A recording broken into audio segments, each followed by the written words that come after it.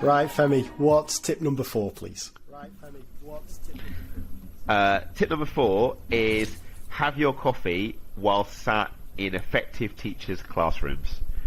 And this goes back to why, we started our own podcast a few months ago.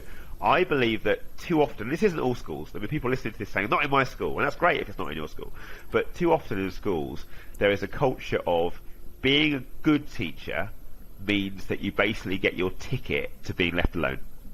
So being a good teacher means that you're nowhere near competency, you're not necessarily going on to middle leadership or head or SLT, but you're quite good, there's no behaviour issues, there's no parental complaints, and old Jim in M5 gets left alone. And I actually believe that there's some great stuff in terms of CPD from things like this podcast and books you can read, but there's always so much really rich knowledge that comes in your own school. And two things always blow my mind in education. One is that people are willing to get on a train and go all the way to London for a course, but they won't go and watch people in their own school teach. And the second is that people will discuss other members of their department, sometimes very positively, like, oh, he's great, Craig's great, or sometimes very negatively, oh, Craig annoys me in the classroom, but they haven't actually ever been to see these people teach. They haven't ever been to see the people that they are working with teach. And departments will sit around tables at 4 o'clock discussing things, quite right, like you said earlier, admin and setting and target grades, and they haven't seen each other teach. So I am a real advocate for getting around the school and seeing other teachers teach. And don't get me wrong, I know that in schools, time is really tight. And you may only have one free in a day, or you may only have one free across 2 days, and it is really difficult to do. But there's no better CPD, in my view, than taking your cup of coffee and your marking or your laptop and just sitting in a classroom with another teacher that you think is effective and just soaking up what is going wrong. It doesn't mean sitting there and taking notes. It doesn't mean sitting there and watching everything that's going on, because a lot of it you'll know that, okay, they're just doing their starter and everyone's quiet. I don't need to sit and watch this. I could do a bit of marking. I could do a few emails. But you will learn a lot from just being in that classroom. The best teacher I ever worked with in my early years, a guy called Hugh, that we talk about on our podcast, and I used to do that a lot with him. And the things that I would pick up from just being in his room and just seeing him in action, I just don't think you can get any better CPD than that. I love this. I absolutely love this. So I completely agree with this. I visit lots of schools, and what's always interesting there is, in the mornings, I always ask if I can see as many teachers as possible in as many lessons as possible. And prior to my visit, I've had a chat with the head of department, and they've said, right, we're a bit weak in this area, we need a bit of support in this area.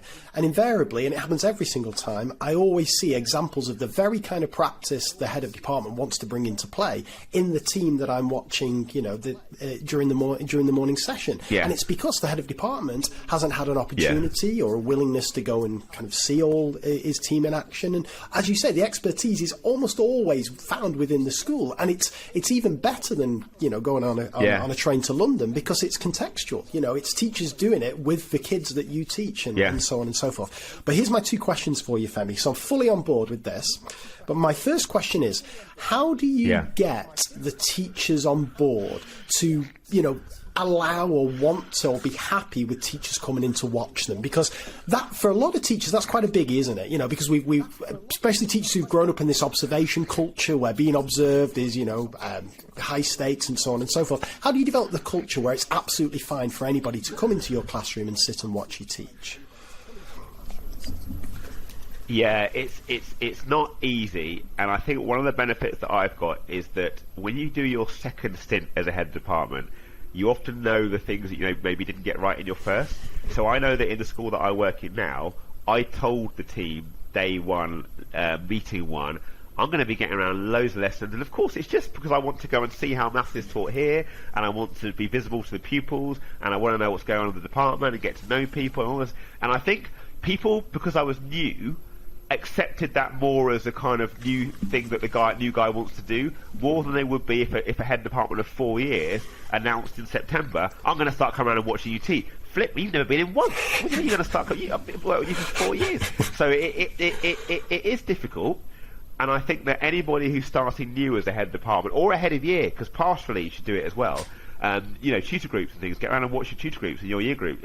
It's good to do it and announce it early.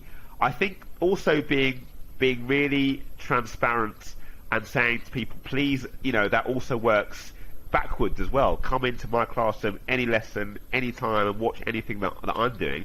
And that's why I think you have to be good at what you're doing to be a head department. If you're a head department, but you're still not too sure about your year 9 class because they're a bit difficult, and you haven't really got your year 7s where you want to be yet, then you're kind of going to open yourself up to criticism if you try and go into other people's classrooms. So I think you've got to make sure that you spent a good few years honing your craft first. And then I think just positivity. So there will always be things that when you go and see a class that you think are effective, and if you can start to get people having their coffee and saying, yeah, Craig came into my lesson today, just unannounced, just kind of walked in, sat there, oh, did he? What did he say? Oh, he just said how effective it was that I was using my visualizer, and how nice he thought it was that the kids were all sort of working on a recap starter so quietly. Oh, right. So the word gets around that this isn't kind of a stick to beat people with. We interviewed Sam Strickland recently, and he does the same thing. I think he said he devotes 2 hours as a head per day to just walking the corridors, which is incredible. And he talks about how this is not deliberate stock taking. This is not quality assurance. This is not a clipboard going around ticking off the good ones and crossing the bad ones. He just gets around and wants to make sure that everything. I think he used a phrase like, "Is everything to the teacher's liking?" So he's actually coming at it from the point of view of, "Are you all right in here?" rather than, "I've come to watch you teach and critique you." I think there is a time when that possibly has to come. So if you're constantly going back into a teacher's classroom and you're seeing something that needs to be corrected, you've got to be willing to have those tough conversations. But initially, just be in there and get used to the fact that you're coming in and that's happening. Nice. Well, I guess the flip side to that is, how do you convince a teacher who is, doing okay, they're getting good results, everything's going fine, but they're also really busy, they've got, a couple of free periods throughout the week, they've got a load of stuff on. How do you convince them to use that free time to go and see somebody else? Yeah, no, that is difficult because I think teachers are busy, and it is often nice to have some time away from children when you're during the school day, and maybe you've only got 1 hour in that school day. I think the number one way, I would say, is to not give them loads of meaningless things to do that make them really busy. So I would say that in my department, this isn't on my list of 5 things. But in terms of things like marking, we are only marking 1 piece of work per week for pupils. We are not bookmarking. I'm completely happy with people using textbooks. I'm completely happy with people using Corbett Maths sheets because they're just really good. So why are you sat there with a ruler and a pen making your own when they're really good? So let's try and create a culture where we have actually got a little bit of time. We're not kind of frantically running around and doing things that are not that useful. Sticking targets on books and filling in rag sheets on Excel, and it's all been deleted by the previous teacher, and you can't work out why, and you spend your whole free period sorting it out. All that sort of stuff shouldn't be going on, really. And also, I think trying to create a culture where people see how excited you are by talking about pedagogy. There is no more beautiful thing, I think, than watching somebody who's really skillful at anything doing their thing, whether it's a builder, whether it's a teacher, whether it's someone who's really good at juggling. And if you can make people realise that actually this is a really difficult job that we do, there aren't that many people who are beyond good. So let's talk about it, and let's kind of try and get better as together.